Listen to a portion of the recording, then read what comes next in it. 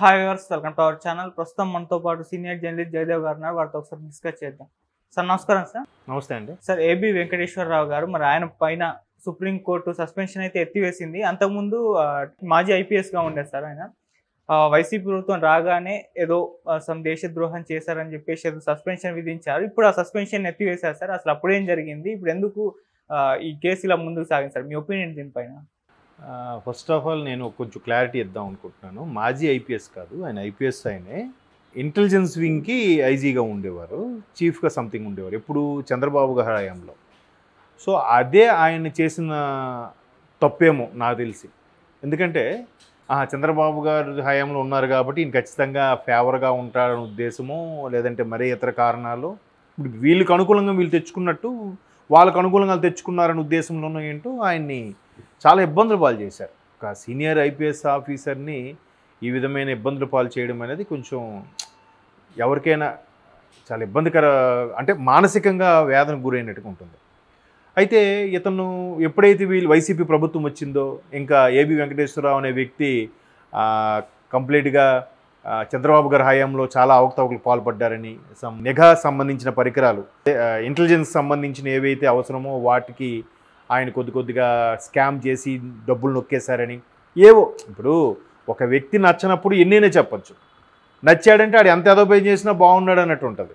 So నచ్చలేదు కాబట్టి ఏదైతే చంద్రబాబు గారి మీద స్కిల్ స్కామ్ సంబంధించి అన్ని ఆరోపణలు క్రియేట్ చేసి అది చేసి ఇది చేసి బలవంతంగా లోపల పెట్టించి తీరా ప్రూఫ్స్ దగ్గరికి వెళ్ళేసరికి ఏమీ లేవని చెప్పడం, కోర్టులో ఉన్నాయని చెప్పడం, ఆంధ్రాలో ఉన్నాయి మేము మళ్ళీ తీసుకొస్తాం ఇలా చెప్పడం, ఎట్టకేలకు అవన్నీ కూడా పత్రాలు కాల్చేశారు.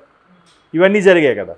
సో ఇవన్నీ బట్టి చూస్తుంటే ఈయనకు కూడా అట్లాగే ఏదో జరిగిండొచ్చుని నా అభిప్రాయం. సో ఈయనకి ఏం ప్రూవ్ అవ్వలేదు, బట్ సస్పెండ్ అయితే చేశారు. సస్పెండ్ చేసిన తర్వాత ఏం చేశారు, యాక్చువల్గా మన దాని సెంట్రల్ అడ్మినిస్ట్రేషన్ ట్రిబ్యునల్ ఉంటుంది, క్యాట్ అని. సో అడ్మినల్ ట్రిబ్యునల్ ప్రకారం ఏంటంటే జనరల్గా ఏ వ్యక్తికి కూడా 2 ఏళ్ళకి మించి సస్పెన్షన్ విధించకూడదు. లేదు నిర్ధారణ అయితే డిస్మిస్ చేసేయాలి, లేదా విధుల్లోకి తీసుకోవాలి. ఒకవేళ ఆ సస్పెన్షన్ ప్రూవ్ కాకపోతే దానికి సంబంధించిన మన బెనిఫిట్స్ అన్నీ కూడా మళ్ళీ ఆ ఉద్యోగి వర్తింపజేసేలా చేయాలి. సో ఎప్పుడైతే సుప్రీంకోర్టుకి ఆశ్రయించారో, సుప్రీంకోర్టులో కూడా ఏం జరిగిందంటే వ్యక్తికి 2 ఏళ్ళు అయిపోయిన తర్వాత మరలా విధుల్లోకి తీసుకొని, చూడండి వీళ్ళు నచ్చకపోతే ట్రాన్స్ఫర్ చేసేవచ్చు కదా, చేయకుండా వేరే ప్రాముఖ్యత లేని వింగ్లోకి మార్చారు. అంటే డిపార్ట్మెంట్కి అవసరమైన స్టేషనరీ, వేర్ హౌసెస్ సంబంధించిన మెటీరియల్ అన్నీ ఇస్తారు కదా, అటువంటి వింగ్కి సంబంధించింది అందులో ప్రాధాన్యత లేని దానికి వేశారు. ఓకే, జూనియర్స్కి ప్రాధాన్యత ఉంది కానీ ఈయనకి ప్రాధాన్యత లేకుండా పోయింది. సో ఒక 2 నెలల్లో 3 నెలల్లో ఒక 5 నెలల్లో మళ్ళీ ఆ వృత్తిలో కొనసాగించేలా చేసి మళ్ళీ సస్పెన్షన్ పెట్టారు. ఒక వ్యక్తికి సర్వీస్లో 2 సార్లు సస్పెన్స్ చేయకూడదు ఆ స్థాయి వ్యక్తికి అని సుప్రీంకోర్టు ఎప్పుడైతే తీర్పు ఇచ్చిందో, ఇస్తూనే ఈయన మీద అభియోగాలు మాత్రమే కానీ ఆరోపణలు మాత్రమే కానీ నేరారోపణ రుజువు అవ్వలేదు. కాబట్టి ఈ 2 ఏళ్ళలో కూడా ఆయన నష్టపోయిన సర్వీస్ని ఆయన తిరిగిస్తూ ఎరియర్స్ని అన్నింటినీ కూడా ఆయనకి జమ చేయాల్సిందిగా కూడా కోర్టు తీర్పు ఇచ్చింది. ఇస్తూ నౌ హీజ్ ఆన్ డ్యూటీ అన్నట్టుగా కూడా తీర్పు వెలువరించిందంట. సో ఇప్పుడు ఎప్పుడైతే ఆయన ముందు సస్పెండ్ చేశారు, ఏదో ఖాళీగా ఉంచారు, సరే ఆయన నా టైం బ్యాడ్ అనుకున్నాడు, మొత్తానికి అయ్యింది. మళ్ళీ ఒక 2 అంటే కంటిన్యూస్గా 2 ఏళ్ళకి మించి ఉండకూడదని చెప్పి తెలివిగా మళ్ళీ ఒక 3 నెలల్లో 4 నెలల్లో సర్వీస్లో పెట్టి మళ్ళీ సస్పెండ్ చేయడం, ఇట్టా చేయడం ఎంత మానసిక వేదన గురై ఉంటారండి. ఇప్పుడు ఆయన నిజంగా చంద్రబాబు గారి హయాంలో అంత ఫేవర్గా పనిచేశారా లేదా మీరు చూడండి, మీరు చూస్తే తెలిసిపోద్ది కదా. అప్పుడు ఇన్ని అవకతవకలు కానీ ఇన్ని ఇష్యూస్ కానీ తెర మీదకి వచ్చాయా? ఎందుకు రాలేదు? అలాంటివి అంటారు వీళ్ళందరూ కామప్ మార్ఫింగ్ చేశారు. బట్ వీళ్ళ తాలూకు పేపరు ఛానల్ అప్పటి నుంచి కూడా ఉన్నాయి కదా, వీళ్ళ తాలూకు సోషల్ మీడియా అప్పటి నుంచి కూడా ఉన్నాయి కదా. మరి అప్పుడు ఎందుకు వీళ్ళు బయటకు తీసుకురాలేకపోయారు? ఏం లేవు కాబట్టి. ఇప్పుడు ఎందుకు అన్ని వరుసగా వస్తున్నాయి? జరుగుతున్నాయి కాబట్టి. సో ఆయన చెయ్యని నేరానికి శిక్ష అనుభవించినట్టుగా అయినట్టుగా అయింది. ఆయన మళ్ళీ 2వ సారి కూడా సస్పెండ్కి వెళ్తే కోర్టును ఆశ్రయిస్తే ఇది ఎంత విలువైన కాలం పోయి ఉంటుంది.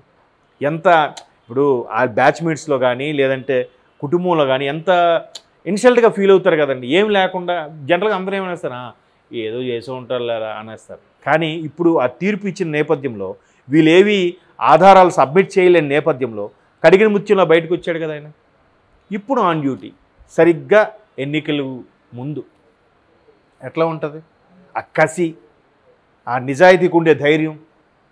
సో ఇప్పుడు ఏబి వెంకటేశ్వర గారు ఆన్ డ్యూటీ అని కోర్టు తీర్పు ఇవ్వడము, ఇప్పుడు ఏదైతే ఇప్పుడు మళ్ళీ ఎలక్షన్ కమిషన్ ఎటువంటి విధుల్లో వాడుకోబోతుంది అనేది కూడా చాలా ఇంట్రెస్ట్గా ఉన్నారు చాలామంది, చాలా ఎంతూజియాజంతో చూస్తున్నారు.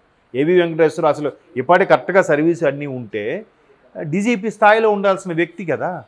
డీజీపీ మొన్నటి వరకు కూడా ఆయన పేరే వినిపించింది.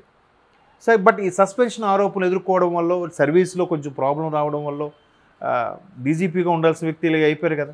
లైఫ్లో ఒక్కసారినే డీజీపీగా రిటైర్ అవ్వాలి, జీవిత చరమాంకం అనుకుంటారు కదా ఏ ఐపీఎస్ ఆఫీసర్ అయినా. మరి దానికి పోయినట్టేగా. నెక్స్ట్ అవుతుందో లేదో తెలియదు, చెప్తున్నాను. ఎట్లా ఎంత ఈ 4 ఏళ్ళు కూడా ఎన్ని రకాలుగా ఇబ్బంది పెట్టాలో అన్ని రకాలుగా ఇబ్బంది పెట్టారు. అంటే ఒక ఐపీఎస్ ఆఫీసులు, ఐఏఎస్ ఆఫీసులకే ఈరోజు పరిస్థితులు అలా ఉంటే సామాన్యుల పరిస్థితి ఏంటండి? చూడండి అసలు. ఇప్పుడు మా అంతెందుకు ఆ కోడికత్తి సీన్ కూడా నిజంగా ఆయన హత్యా ప్రయత్నం చేస్తే శిక్ష వేయండి, లేదా లేదు వీనేం లేదు, ప్రమేయం లేదు, జస్ట్ ఎవరో పురుగొలిపారు, ఎవరో చెప్తే చేశారు, సుపారిస్తే తీసుకుని చేశాడు. అసలు నేరం చేసేవాడికన్నా చేయించేవాడిది పెద్ద శిక్ష అని అంటారు కదా. మళ్ళీ ఆ వ్యక్తి ఏమన్నా ఆడిని పట్టుకోలేదు, వాడికి శిక్ష లేదు, అలాగని వీడికి శిక్ష వేయకుండా తీర్పు ఏమి ఇవ్వకుండా అలాగ 5 ఏళ్ళు పాపం జైలు శిక్షలు మగ్గిపోయాడు. ఆయన ఎంత కెరీర్ పోయి ఉంటుంది, కుటుంబం ఎంత అప్రదిష్ట పాలై ఉంటుంది. ఆఖరికి వాళ్ళ తమ్ముడు అమ్మ నిరాహార దీక్ష చేస్తే అప్పుడు ఆయన కూడా జైల్లో నిరాహార దీక్ష చేస్తే బెయిల్ మీద తీసుకొచ్చారు. ఇప్పుడు నిజంగా ఆయన జగన్మోహన్ రెడ్డి లాంటి స్థాయి వ్యక్తిని చంపాలని చూస్తే ఏదో ఒకటి చేయాలి కదా. కేసుని క్లోజ్ చేయొచ్చు కదా, ఆయన శిక్ష విధించండి.